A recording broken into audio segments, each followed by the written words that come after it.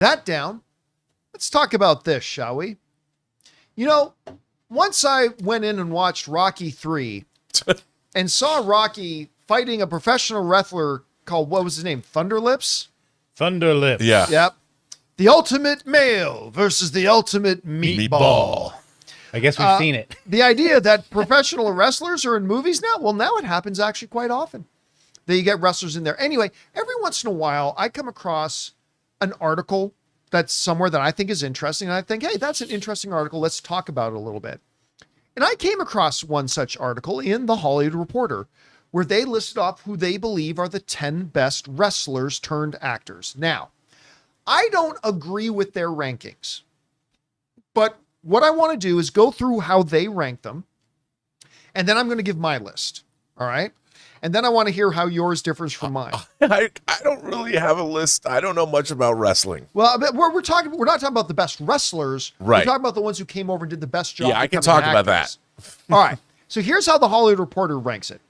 They rank it as the great, immortal Andre the Giant. Anybody want a peanut? At number 10.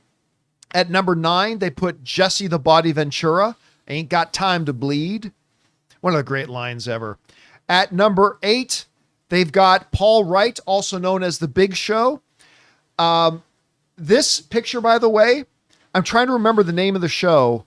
It was it just called The Big Show Show? Was that what it was called?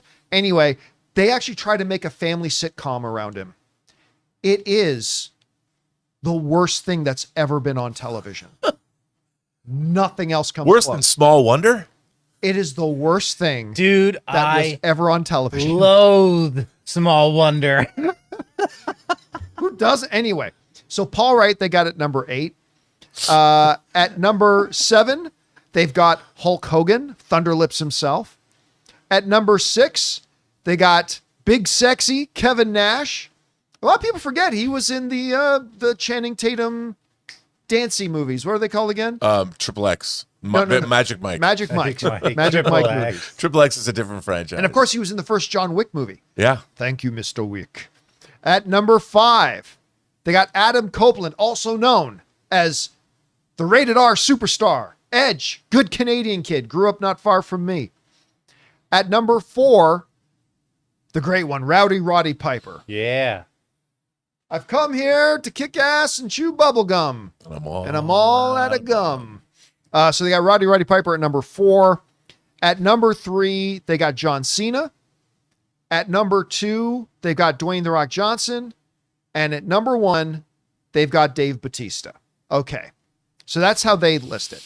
I disagree with their listings. I mean, not too far off, actually. Here's how I would list them. All right. At number 10, yes, Andre the Giant. One of the greatest. I mean, like, he's one of the most lovable, wonderful. Also, in the world of great stories from professional wrestling, his are some of the best. Like one of my favorite ones, I can't remember. I think it was Jake the Snake Roberts telling the story where he said people would always give Andre shit. He said one night people would always try to see how tough they were by going up and challenging Andre. And these guys pull up in a car in front of the bar they're in and see these guys come in and start giving him crap. And again, forgive me if it was somebody else, but I think it was Jake Roberts telling the story. So Andre just got enough. And he just got up, left the bar, went in front, got their car, and flipped it over. It's like one of the greatest stories ever. One of the greatest stories ever. And anyway, so I love that one. Maybe that's where Zack Snyder got the semi-truck scene in maybe. So I agree with him in number 2. He was not a great thespian. Like he was perfect for The Princess Bride. At number 9, I've got Hulk Hogan. Listen, he's the guy who took wrestling mainstream. Like it's him. He was a terrible actor. But he is great in Rocky 3. Well, that movie's sure, but I would submit to you it did not take any acting ability to do what he did. But he in was Rocky great 3. But of course, he was Thunderlips in it, but he was an absolutely terrible actor. So I've got him down at number 9. At number 8, Big Show. Paul Wright. I'll put him down there. His best role was as, what was it, Captain Insano. In what was it, Waterboy, that he was Captain Insano? Yeah. That was his best performance ever, was as Captain Insano. At number 7, now we're starting to get in not great actors, but not bad. Kevin Nash. Again, I actually think he carries himself okay when he's on screen. So for me, I've got him at number 7. For me at number 6, higher than what Hollywood Reporter had, I got Jesse the Body Ventura. I'm a goddamn sexual tyrannosaurus. It's just, oh my God, he's so good in that movie. He really is. And here's the thing about him. He blends into it. He looks like he belongs there with Arnold Schwarzenegger. Yeah. He acts like the guy. I mean, so I really liked him in it. So I got Jesse the Body Ventura at number 6. Can I just say though, as he's aged, he looks like someone took Larry David and him and put them together. Yes. Yep. He really does. You could confuse him for Larry David a little bit. All right. At number 5, I've got the rowdy one. Roddy Piper. I can't unsee that now. At number 5. I mean, this is just truly one of my favorite films ever. They Live. I love They Live. Oh my God. And you know what? His performance in it is not only cult classic for that, it then inspired tons of other stuff, like from Duke Nukem and tons of other things, all like totally based on what he did there. Does it still hold the record? Do any of us know if it still holds the record for the longest like fist fight in a film? Because it did for a long. That one in the alley and stuff like that. It did for a long time. You know, I got to tell you, this is such a weird thing, but in the 80s, I was a huge, I was a magazine fiend, and I got a lot of my entertainment news from magazines. And one of my favorite magazines was Starlog and Fangoria. And Fangoria took this turn into wrestling because John Carpenter was a huge wrestling fan. So they covered a lot of wrestling. I'm like, it drove me insane. Now, I liked Rocky 3.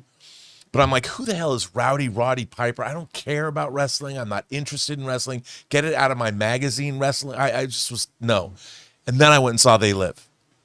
And look, John Nada is a great character. Roddy Piper is not the most charismatic actor.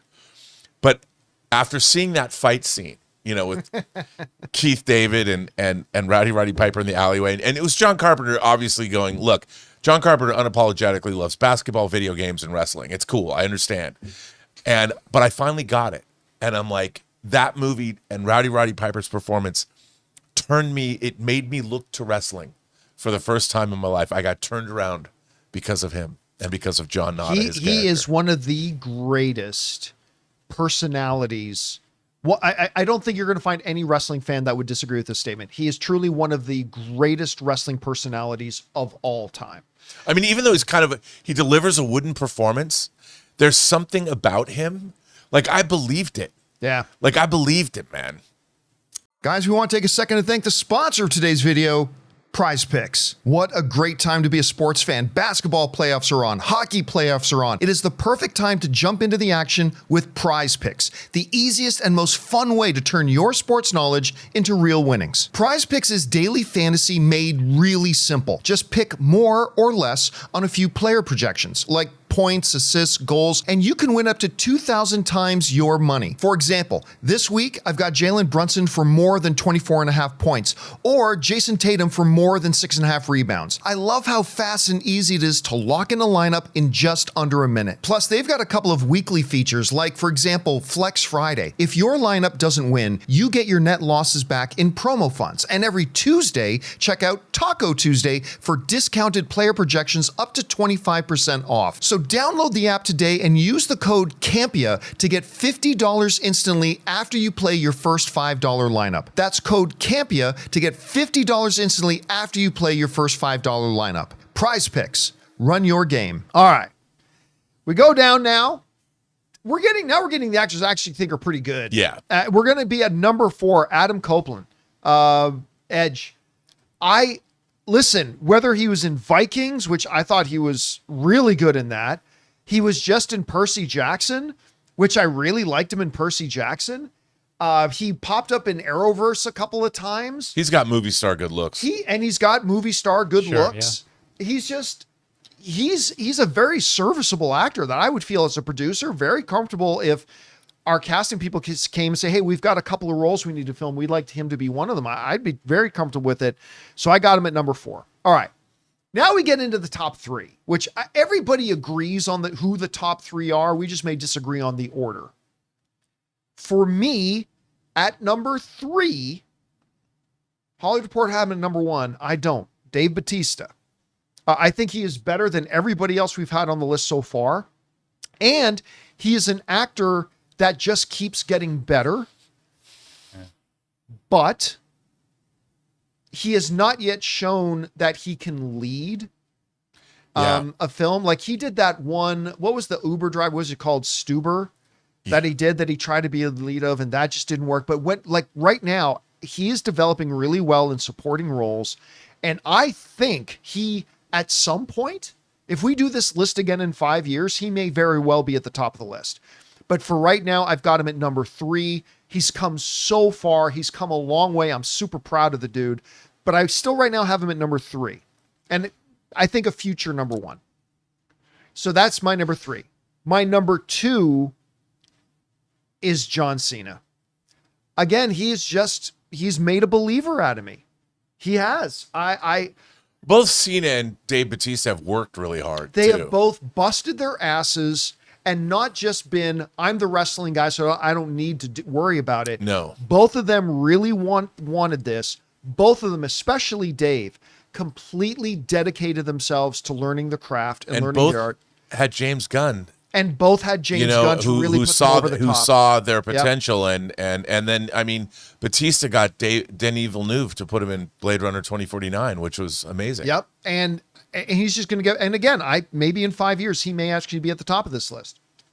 But again, number 2 for me is John Cena. What he's been able to do and transform himself has been great. And although it may not be the popular thing to say right now, because he's lost some of his luster, I still think it's not even all that close. The best wrestler to ever turn actor is Dwayne "The Rock" Johnson. All I have to do is look at Snitch and Faster. Yeah. Just look at those 2 films. No other wrestler has ever turned in a performance nearly as good as the performances Dwayne Johnson gave. Pain and Gain. Pain and Gain. I mean, even the Rundown, stuff like that. I mean, he's done some great stuff. And he's getting some Oscar whispers for The Smashing Machine. And listen, again, I see a huge, bright future for Dave. I see a continued success for John Cena. But I'm sorry, when it comes to pure acting talent. Now, look, the problem is a lot of people haven't seen Snitch. And a lot of people haven't seen Faster. And a lot of people haven't seen Pain and Gain. So they just think of The Rock. They think of Jumanji, which he's great in, by the way. And they just think of Fast and the Furious or whatever. But he's a legit actor. And he's really quite good. Again, I don't see him ever winning any Oscars by any stretch of the imagination. Although Smashing Machine, who knows? But I think it's very comfortably Dwayne Johnson is the best wrestler turned actor to me. Anyway, Rob, I won't ask you to give a full top 10, but did any of these actors really stand out? Well, I mean, I think that you've made a pretty good case. I mean, I kind of chimed in and I just don't know much about, especially 80s and 90s, even though I looked at Ric Flair to do my Schmodown character because Christian Harloff suggested doing that. But I mean, I think what's really interesting is wrestlers are actors. To be a part of professional wrestling is to be a showman. It is to be on stage. It is to perform for an audience, and you are giving them a performance. And I think that, like comedians, I've always been surprised at how some comedians, like Robin Williams, was able to deliver in things like World According to Garp or Good Will Hunting or 1 Hour Photo. Comedians can sometimes transition and be great dramatic actors. And it's not surprising to me that once wrestlers come at it from a very different perspective. But if they're working with directors that can hone what they already possess, which is this sense of showmanship, and be able to channel that showmanship into a different direction, because, the character of Drax, that could have not worked. Oh, absolutely. And Dave Bautista has something in him that allows him to do that. you know, what is Gamora? Yeah. I mean, Why? but when you see him in Blade Runner 2049, and he did a short that's not in the movie, but he did one of those shorts where there's a soulfulness to him that he's able to sort of tap into, in addition to being comedic. And I think that Dwayne "The Rock" Johnson, who obviously he brings his showmanship, you seldom have seen the wrestler come out of him, but you did see it in Pain and Gain. The Smashing Machine, that I've seen the trailer for it a lot. He looks pretty phenomenal in that. he but looks he's like been he's around gonna the be really business good at enough. that. He's got like 25 years of being in movies to sort of figure that out. So, I mean, that's the kind of thing I find interesting when people from other professions come in to act. And I think that wrestlers have a unique perspective that not other people have. You know what James Gunn is a mastery of? And this is what really helped Dave Bautista initially with Drax, and I think John Cena. James Gunn is a master at taking a performer and understanding their strengths and weaknesses, and knows how to accentuate and showcase their strengths. Yes. While hiding their weaknesses and not putting the actor in a position that their deficiencies become exposed. 100%, because I think James Gunn comes from a place of loving these performers. Yeah. He truly does, the same way he loves music, and that's why he's able to. And the people like Nathan Fillion, like, I was real worried about that. I thought people would hate Guy Gardner because the way he was first presented in the trailers. You don't hate him. No, he's great. You know, and that's a feat. And I'm afraid he's going to die in Lanterns. But keep that's saying another that. discussion They for another time. can't kill Guy Gardner. I think they will. Not until they get to one scene in Justice League, they can't. All right, guys. Question is for you. By the way, there's some people asking, like, why not Cody Rhodes? He was just in Naked Gun. Or why not Steve Austin? Well, I decided to build my list because I was primarily talking about the Hollywood Reporter article. Yeah. I just wanted to give my list the way they did it. By the way, just so you know, I love me Stone Cold Steve Austin. I love me Stone Cold Steve Austin. He's a terrible actor. He's terrible. And I just don't know. So he would have been pretty low on my list, but I didn't leave him off the list. I just was taking the Hollywood Reporter list and doing my order of it. So that's why. Anyway, guys, question is for you. How would you rank the best professional wrestlers who have now become actors as far as their acting ability goes? Who would you have at the top? Whatever you guys think, jump down to the comment section below and let us know your thoughts. Hey guys, thanks so much for watching this video. Make sure you like the video, leave a comment, and subscribe to our channel. And don't forget, we have a daily podcast called the John Campea Show podcast, available on Apple Podcasts, Spotify, or your favorite podcasting app of choice. Go and subscribe to it today so it'll be there when you need it.